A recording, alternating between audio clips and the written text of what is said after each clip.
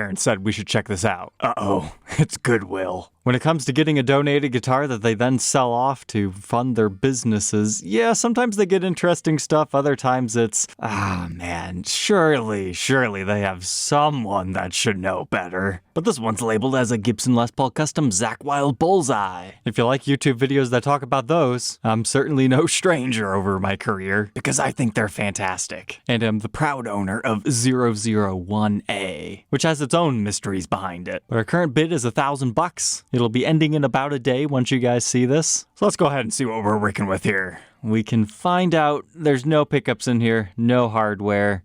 We don't have any pots, but it's a nice black and white bullseye finish. But it's clearly some sort of a minor project here. For our next photo, in case you weren't picking up on anything else, yeah, this is a chibson fake. And in fact, the only reason I'm talking about this is because I need a day off. No, it's because this one's like so bad, it's interesting. Like, look at this. You can see you've got 5-ply binding here, but it gets covered over like they masked it off and then put the paint. It's either that or this whole entire headstock face is just like some sort of a sticker. But I do like the fact that they ambered over the clear coat for some unknown reason. Because look, the rest of the guitar is not that dark. In fact, now that we come over here, it is funny. The top has aged, but not the back from this particular photo set. It looks like we're missing the nut and washer around this tuner, so you're gonna have to find that yourself. That might be a bit tricky, but man, you'd really have to be trying to make a worse looking truss rod cover.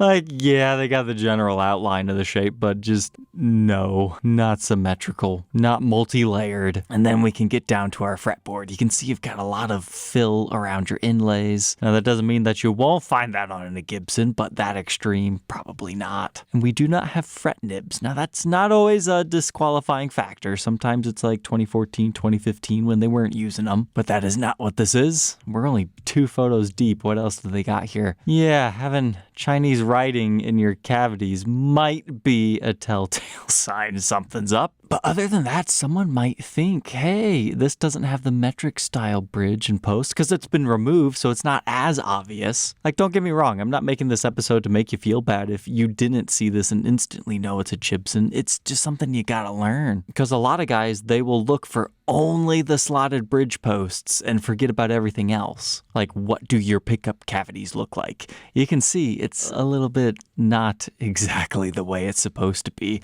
And we've got this. That is something that Epiphone does a lot, as well as other overseas manufacturers. And another thing, just look at the Les Paul shape. That's one that you just have to look to know. This is like extended right here. They do not have the body shape correct. But now looking onto the backside, you can see it's really rather crudely chipped away in here. In fact, you don't always get to see inside of every chibson outside of a few select reviews and demos. So here's what you're working with. I mean, I've seen worse, but I've got to say this up here is new to me. Like, what were they doing there? Maybe that's aftermarket chiseling for other stuff, but who knows? But this was another unique factor. Look, most chibsons actually target mid-2000 serial numbers.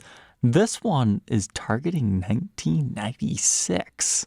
72nd day of the year, production number 747. I wonder if this was someone's birthday and they had it put on the guitar because, hey, I can't afford the real Gibson from 1996.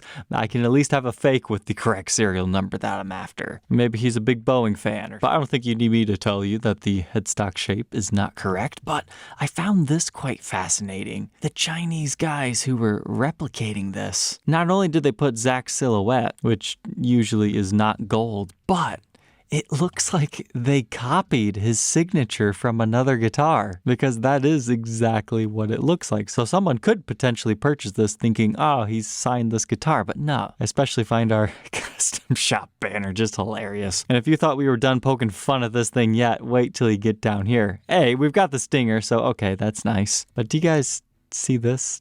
Scarf joint. You don't find that on a Gibson. But credit where credit's due. We do have the maple neck, but they threw a rosewood fretboard on there. That's not correct. It should be ebony. And just because it's a counterfeit doesn't mean you couldn't make it into some sort of a playable project. Just scratch out the Gibson logo so nobody ever gets confused, because That's the problem with the chibsons. You think you're not hurting anybody, you're just buying it and playing it. What happens when you die? What happens if somebody inherits your stuff and doesn't know it's fake? It's the ramifications of the second buyer that the counterfeits hurt. Because as we saw earlier, people are actually bidding on this. And don't take this as a Goodwill absolutely stinks episode, because they do occasionally get good stuff. For example, type in Gibson red electric guitar with soft bag. All right, looks like another messed up project, but a little bit more promising. So let's start down here. We're missing one knob. We've got a toggle switch in the center position and then an output jack on the front.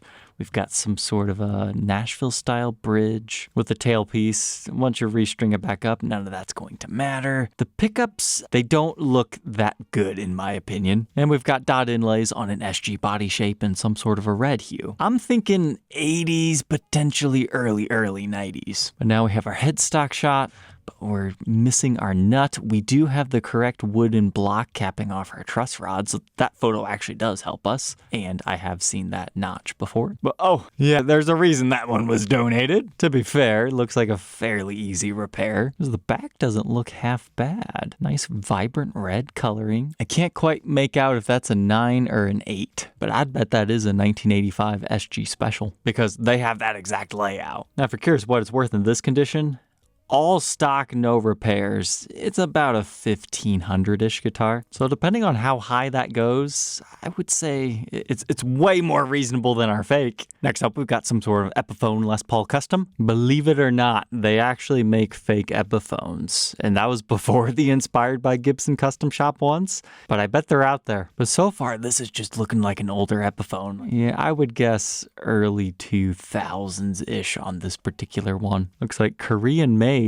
And hey, I don't think I've ever seen that before. LP Custom Black Beauty. Sometimes old guitars will have a sticker serial number in a similar location. That's fun. So perhaps it's actually older than even I was thinking. Older Epiphones aren't really my game, but feel free to go plug that into some online daters if you're interested in learning more about that one. But whoa, I'm sorry, ma'am. Pixelated photo has attacked. I think this Ibanez is pretty cool. Currently bid up to $213. Certainly looks like some sort of an entry-level 7-string. But check out the cool paint job. White into gray into more of a black with their typical RG style body shape. And then we've got a fun sticker on it. The Unplanned Bland Band. I'm not sure if they have a following or not, but I've got to say, they're close to a catchy name. Just The Unplanned sounds cool. And I also think Bland Band could work in its own unique way. But together, it's just a bit too much. But it looks like brand new. These are about $500. But this even has that cool paint job on the back. I like it when they get an old guitar in, like the Series 10. I don't exactly remember right now, but I swear we ran into something similar to this within the Trade Tuesday series. It's like some sort of a Jackson-esque copy, but it has its own unique vibe. Like, look at that. The knobs are so close together. But check this out. Airy Rang at Leg 950. It's like an L6S meets Rickenbacker, because you got the harmonica-style bridge. Looks like a maple body, maybe with a walnut-like top and then maple stripes running down the center. Again, the attack of the really closely spaced knobs, but the design continues onto the headstock with that walnut mahogany color going up here. I'm really curious. What do you guys think this hole was about? And then our logo,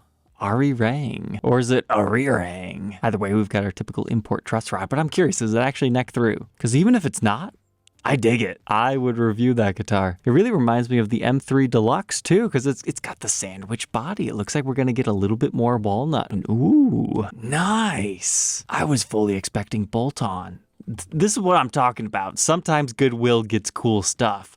Like, just because it's not a high dollar priced collectible and maybe it doesn't play as good as it looks, doesn't mean you can't find some interesting vintage stuff. But also keep in mind, it's Goodwill.